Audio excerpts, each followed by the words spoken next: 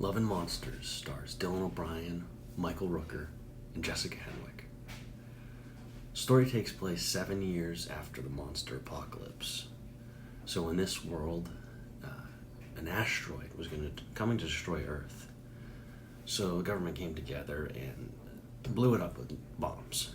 So all the chemicals left behind from the bombs turned all reptiles and insects into monsters.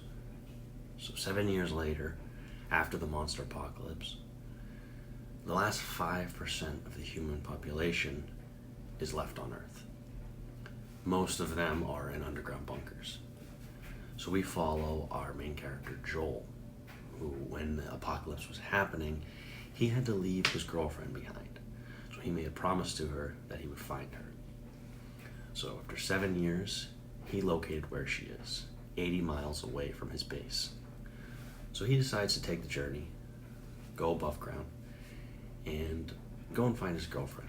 Along the way, he meets up with Michael Rooker's character and a little girl. The little girl's played by an actress who played the young Gamora in Infinity War. Though they have kind of a Zombieland type of vibe to it, with Woody Harrelson and Jesse Eisenberg, that character, the goofball main character hero, and then the badass guy who teaches them everything. So I thought that was a really cool aspect of it. But I liked that it wasn't too much like that. It wasn't raunchy. It wasn't violent.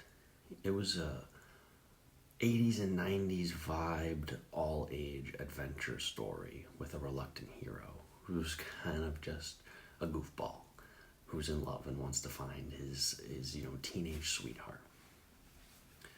So I really liked that about it. And the monster aspect of it. The creature design for the monsters I thought was really, really cool. So it's, insects and reptiles, so, they're monsters, but they're based off of actual, creatures on Earth. So I thought they looked very good.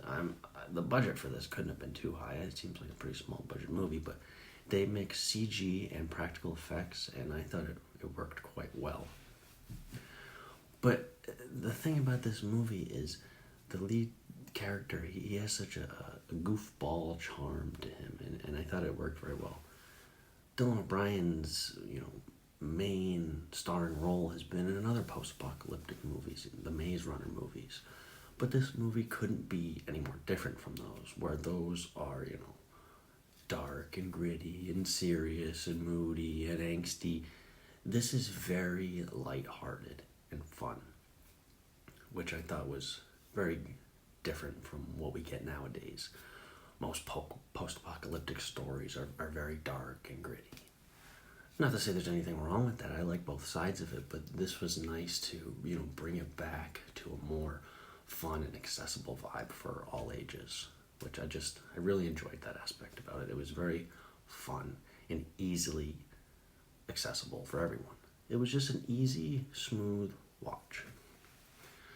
Now, as far as complaints with it, I thought there was times where things got a little too convenient for our main character.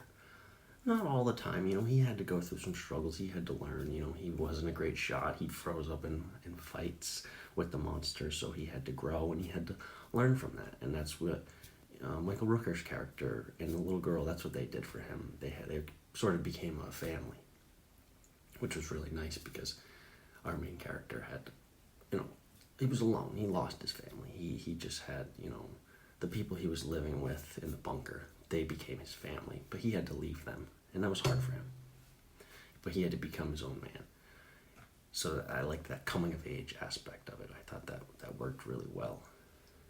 Other things that didn't quite work, not to say there were complaints with the movie, but if you watch the trailer beforehand, it really spoils some cool aspects of it and some cool monsters and some great scenes. So I would avoid the trailer if you can.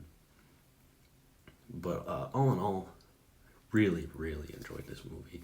As I said, really brings you back to the fun 80s and 90s vibes. It's, very easy. Bring the whole family together and watch it. I'm going to give Love and Monsters 8 out of 10.